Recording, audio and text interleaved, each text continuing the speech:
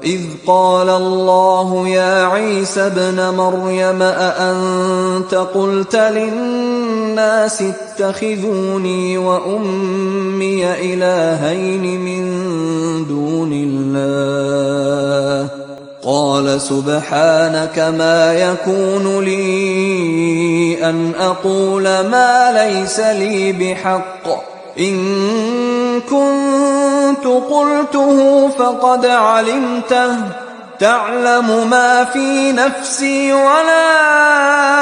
أَعْلَمُ مَا فِي نَفْسِكَ إِنَّكَ أَنْتَ عَلَّامُ الْغُيُوبِ.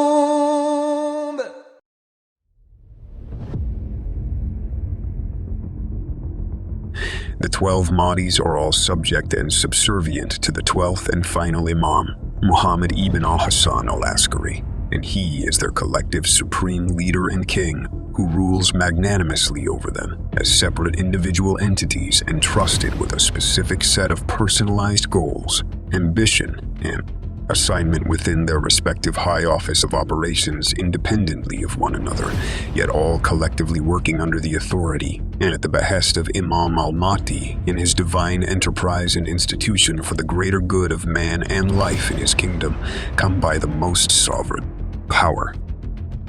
These 12 Mahdis that are under Imam al-Mahdi will not all be active and working participants within the scope of the enterprise contemporaneously, but for 10 from the 12 would it prove to be all in the same time frame beside him to efficiently expand his dominion effectively over a great span and regions of lands that would seemingly be almost instantaneously at their collaborative efforts as a unit to him in his endeavors. There is no standing rule of successorship within the arena of the 12 Mahdis, as it was, and stood for the 12 Imams in their line of inheritance from their predecessors and fathers. The 12 Mahdis are Imam al-Mahdi's most loyal and ardent support system and foremost proof upon the people of his legitimacy and right of rule before them wherever they are established regionally. These are the 12 Mahdis sent before the people at the coming of the hour for mankind, and the special promise of their Lord to reward the best of the believers with the return of their prophet and messenger Muhammad ibn Abdullah to meet them at the pool of Al-Kawthar on the exact day judgment has arrived. He is the most honored of Mahdis before all of them combined at that time, and he is the first before all of them and the only one solely recognized by name.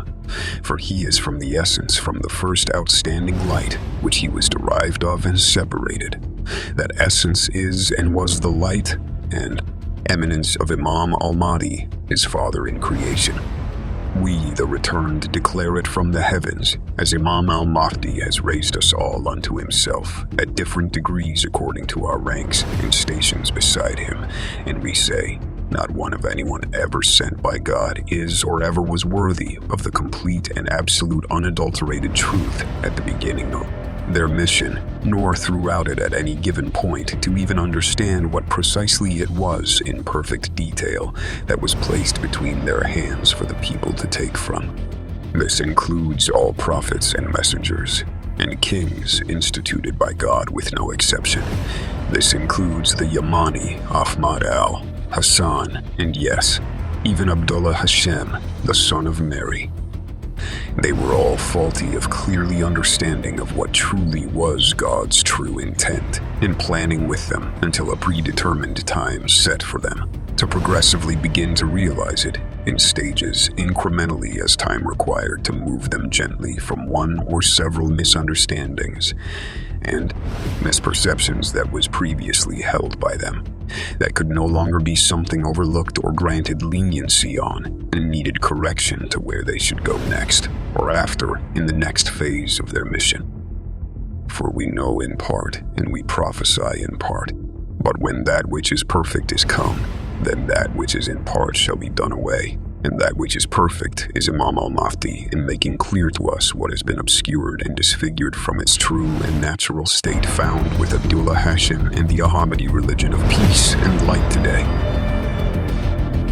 And say, the truth has come and falsehood has vanished. Indeed, falsehood is bound to vanish, and that truth is Imam al-Mahdi in this age, and forever after. So glad tidings, we say, for those who have waited for him to leave his occultation, which is seconds away.